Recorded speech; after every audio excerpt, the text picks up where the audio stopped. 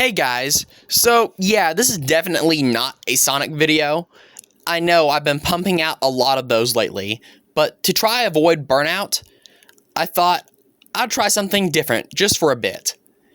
And these two consoles, the Atari 7800 and the Sega Master System, they're just really interesting, so I figured, hey, why not make a video about them?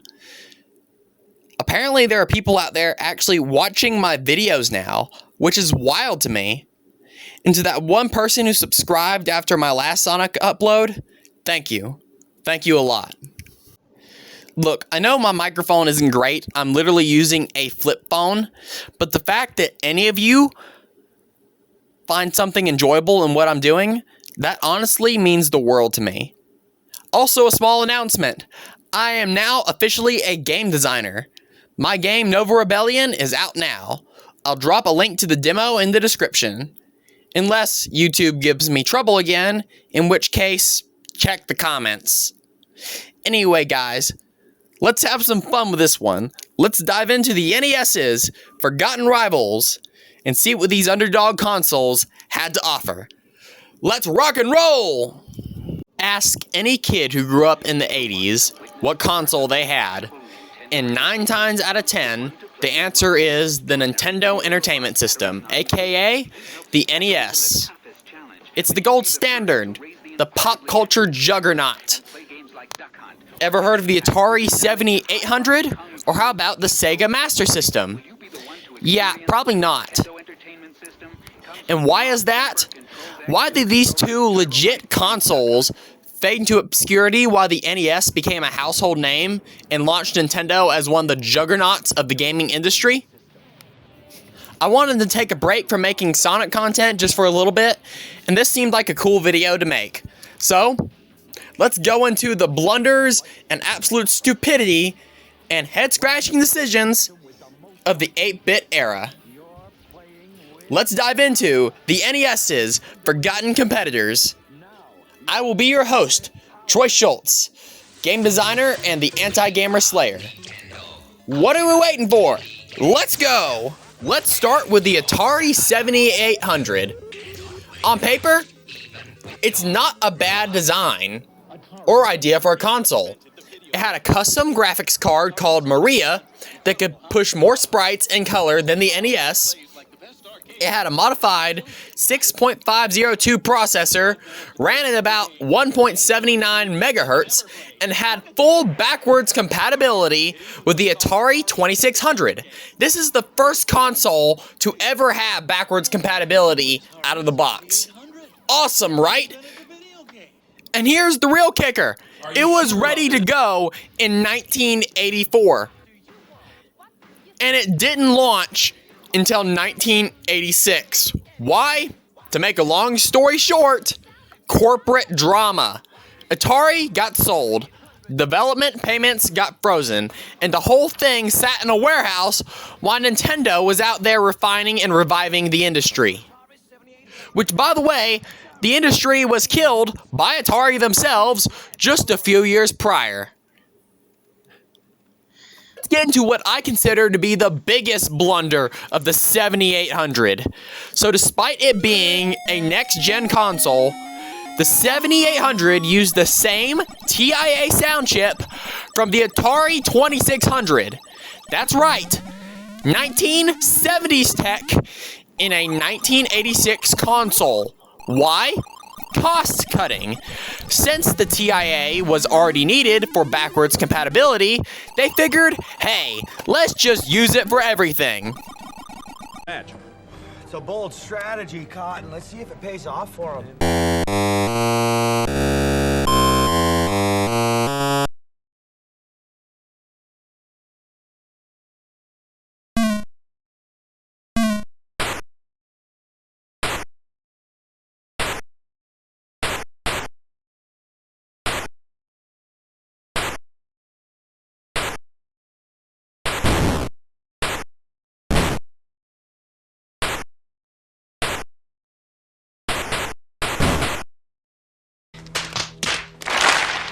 Before we move on, I should point out that there are 2 games that actually had special chips in them to make them have better sound. These were Ball Blazer and Commando. But that was literally it. No other game took advantage of this feature.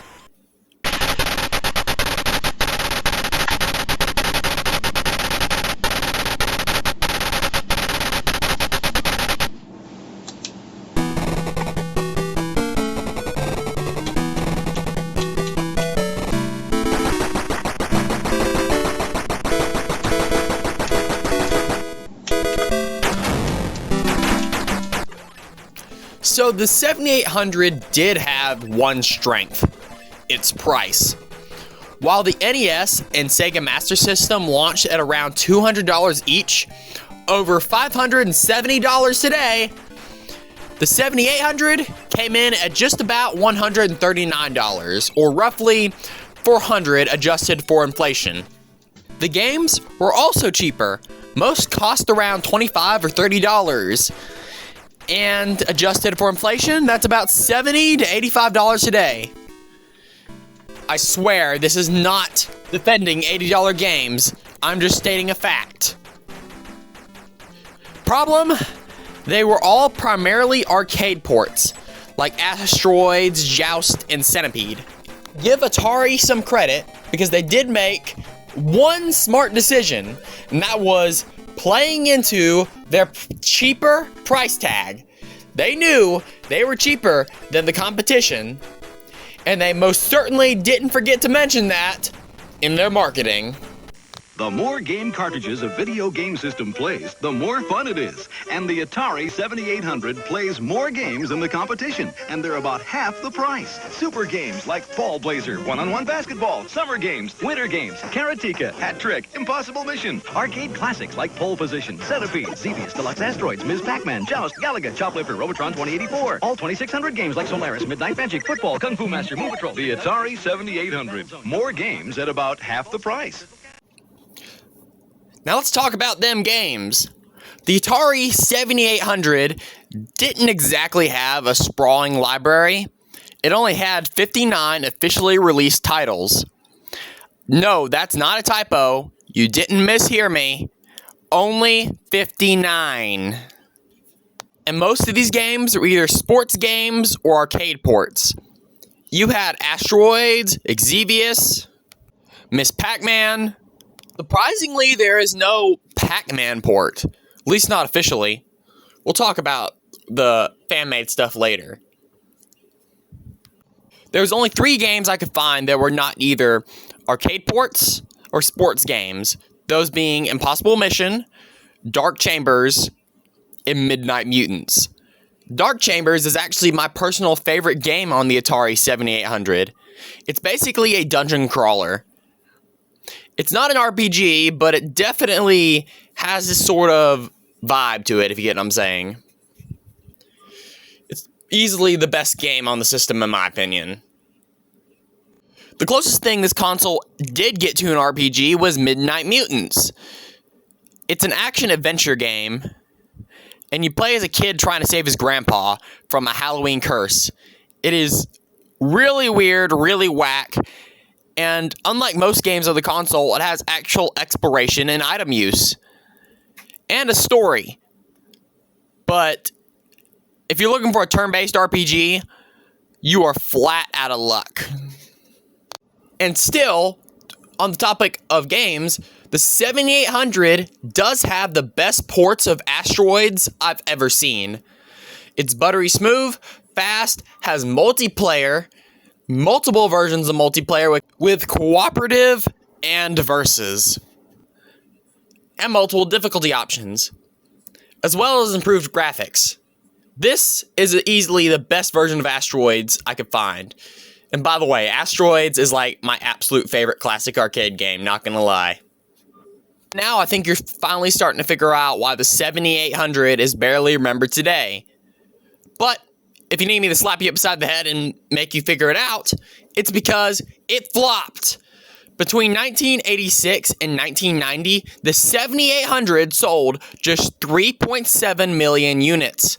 Compare that to the NES's 61 million, or even the Sega Master System's 10.13 million. Well, all you gotta do is do the math. Which is more advanced, Clifford! Jaguar! No, not that math. We're not to the Jaguar yet.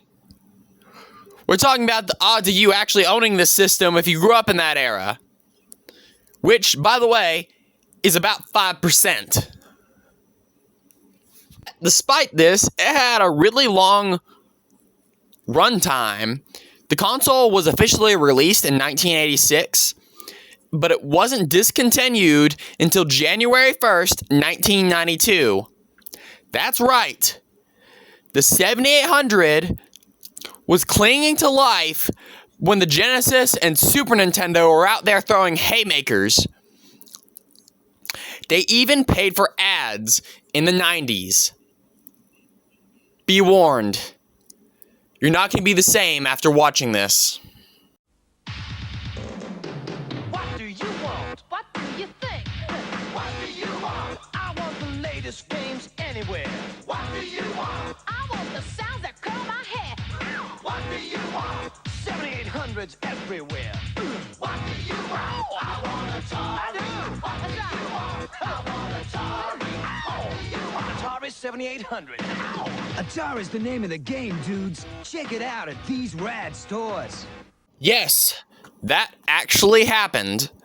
And I'd bet anything those kids finished filming, then went home and played their NES or Genesis. I know I would have. I was a Genesis kid, through and through, and a Sega fan for life. So, in short, the Atari 7800 didn't just lose the console war, it didn't even show up to the right battlefield half the time. But there is a bright side to this story. The console is still alive, and there's a whole dedicated homebrew community. Hardcore fans of the console fixing games that were broken on the original console, we'll get to that in a minute, and even making new ones and porting over old ones that never made it. Yeah, I'm not kidding. There are legit people who still make games for this console and port old games. Case in point, Pac-Man. The original never made it to the 7800, but fans created a homebrew port. I couldn't track down the ROM or a cartridge to show you, but it exists, and it's way better than this 2600 version that haunted many kids' childhoods. And of course, there was Impossible Mission. Remember I mentioned that one a little while earlier? It's one of the few games on the Atari 7800 that was not an arcade port. Well, upon its original release, it was literally unbeatable due to a programming bug. So yeah, you could not beat the game. However, one brave soul in the homebrew scene said, "Not in my watch," and fixed it. The result is a patched version called Possible Mission. It's the same game, just, it's actually beatable now. So in short, that's all I really have to say about the Atari 7800. It was a colossal flop for Atari. Now, Atari wasn't out of the console market yet, and they would make a few more consoles before going under. But they lost this generation. Hard. However, I find that the console is at the very least worth emulating today, with a great port of Asteroids, and Dark Chambers is just a really, really good game. Not to mention the dedicated homebrew community. So, yes, while it technically flopped, there is some value in picking up one of these consoles. Or like I said, maybe just emulating it. It's a lot cheaper. With that out of the way, let's talk about Nintendo's biggest competitor, Sega. Now, a lot of people think Sega burst onto the scene with the Genesis in the 90s, but nope. They had a console before that, the Sega Master System. And this thing was a beast compared to the NES.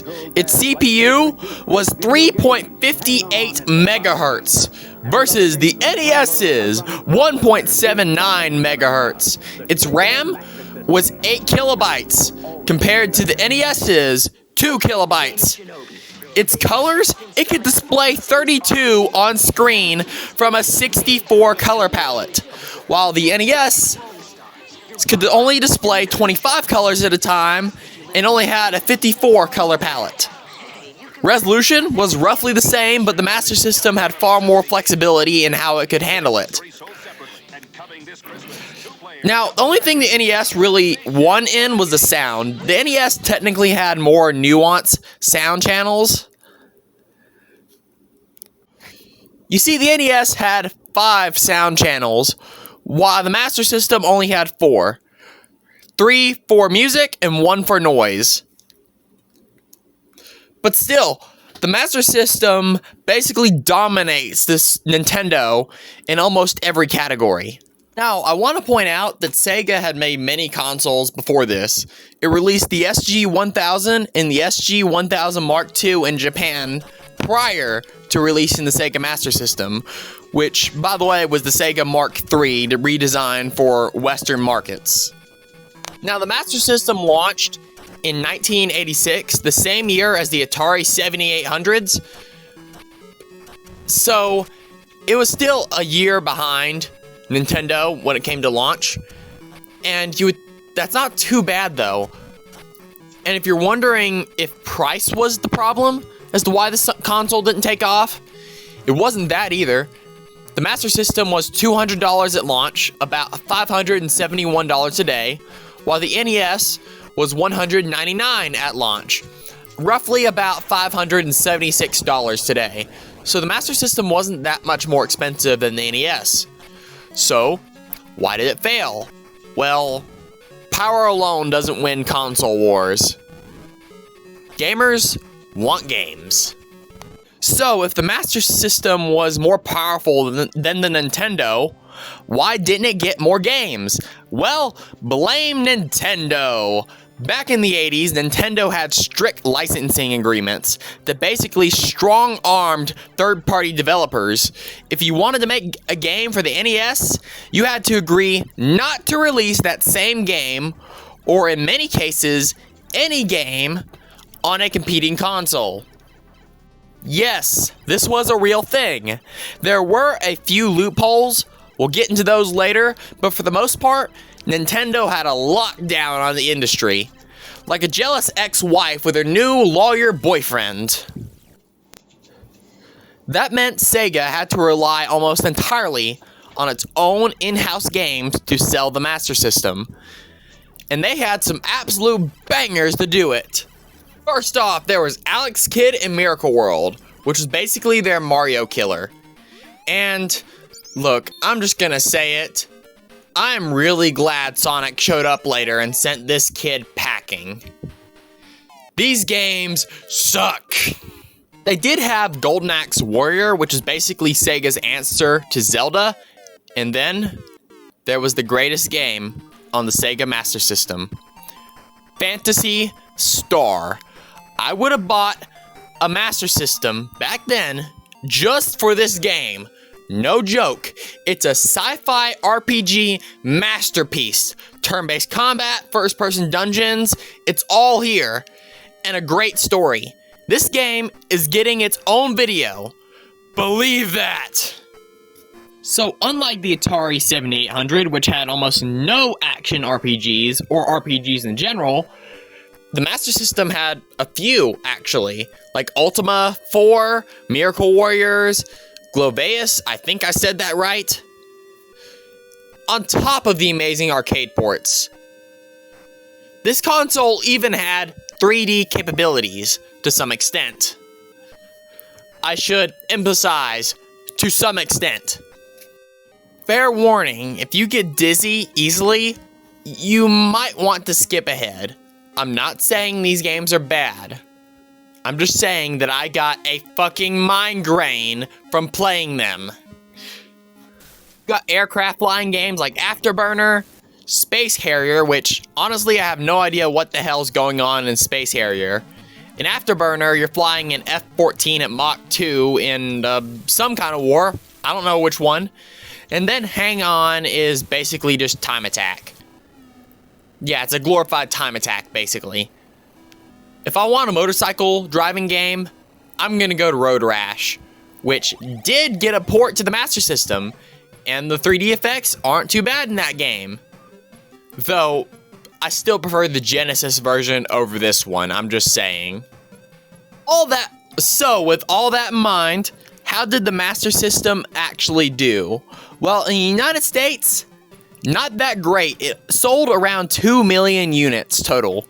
That's less than a tenth what the NES sold in the same region.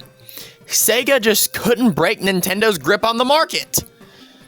But overseas, that's a whole different story. In Europe, the Master System sold over 6.8 million units and actually outperformed the NES in several countries. Despite it not selling well in the United States, it actually kept going all the way to 1992, well after the Super Nintendo and Genesis had dropped. Why? Because of the Game Gear. You see, the Game Gear was basically a portable Master System with a smaller screen and more colors. So when Sega made games for the Game Gear, they could easily port them back to the Master System with very little effort. That's actually how we got Sonic the Hedgehog on the Master System, and not just one, there were multiple Sonic games on this console. All of them were originally made for the Game Gear and then ported over to the Master System. But still, it's very cool that it even happened. And it did so well in Europe, surprisingly, that it actually didn't get discontinued until 1996. That's a full decade of console life, which is insane. But now we get to the craziest part of the story. Brazil. You see, Brazil had very strict import licenses or export. It's a long story and a lot of complicated government nonsense that I don't want to get into. I'm a game designer, not a fucking politician. You see, Sega partnered with Tectoy, and the Master System became a national phenomenon. It sold over 8 million units in Brazil, more than the US and Japan markets combined. And Tectoy, localized games and created Brazil-exclusive titles and kept manufacturing the console well into the 2000s. And as of today, you can still walk into a Brazilian store and buy a plug-and-play Master System with over 100 plus built-in games. Probably the most outrageous of the Brazil-exclusive games was Street Fighter II, which was released in 1997. And just look at this game. It looks about as fun as it actually is. It is the worst port of Street Fighter II out there. Avoid this version at all costs. It just sucks. So yeah, the Master System had some great games, and it was a decent competitor to the NES in many places, like Europe and Brazil. But in the US, it just didn't have the dominance, or the third-party support, or the cultural foothold to go toe-to-toe with the big N. It's a real shame, because Sega really knew how to bring in the heat. The Master System had some absolute bangers, but in America, it was fighting an uphill battle the whole time.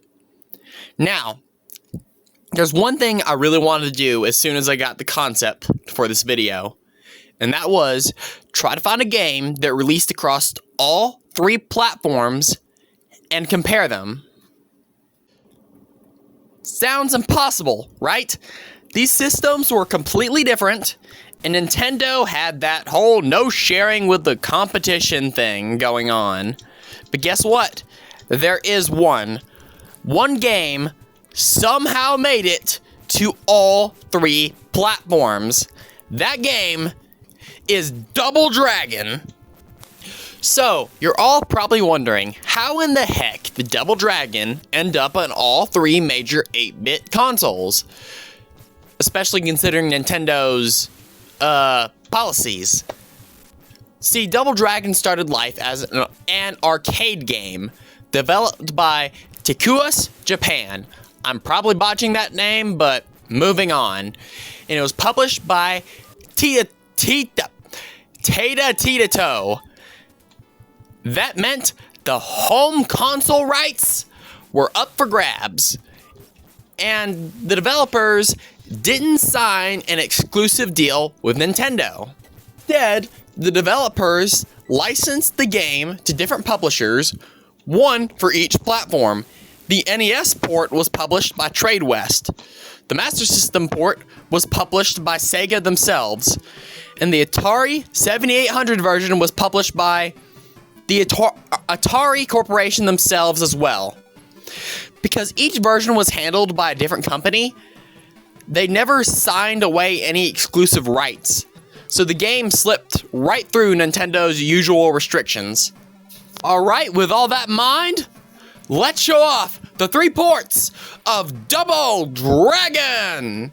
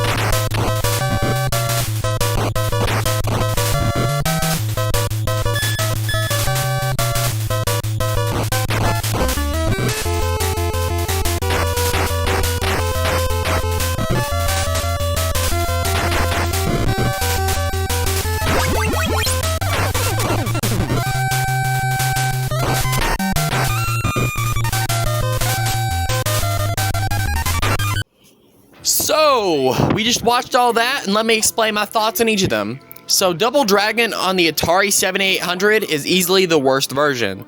The 2-player co-op is here, but it's the only thing this version gets right. The sound is rough. I mean, we all could hear that, and it's not a surprise. You're using an ancient sound chip from the 1970s. The gameplay is as stiff as it looked, and the controls are super delayed. It is easily the worst version of this game. Next up, the Master System version. The 2-player co-op is here, and it works well. The graphics are really good. The hit detection can be a little wonky, and some sprite flicker happens here and there, but overall, this is easily the best version I played of this game. Lastly, there's the NES port, and there is no co-op in the main game. Period. And the moves, see, in the other versions, you get all your special moves and all your abilities from the get-go, like the arcade. In this version, it's locked behind a leveling system. You earn hearts by defeating enemies, which unlocks new attacks like the jump kick and elbow. And it's just dumb, but it has good music and tight controls, so I'll give it that. Overall, if you're going to play an 8-bit version of Double Dragon, the Master System is the way to go. And there you have it, the NES's forgotten competitors. Most gamers, even the hardcore ones, probably didn't even realize these systems existed.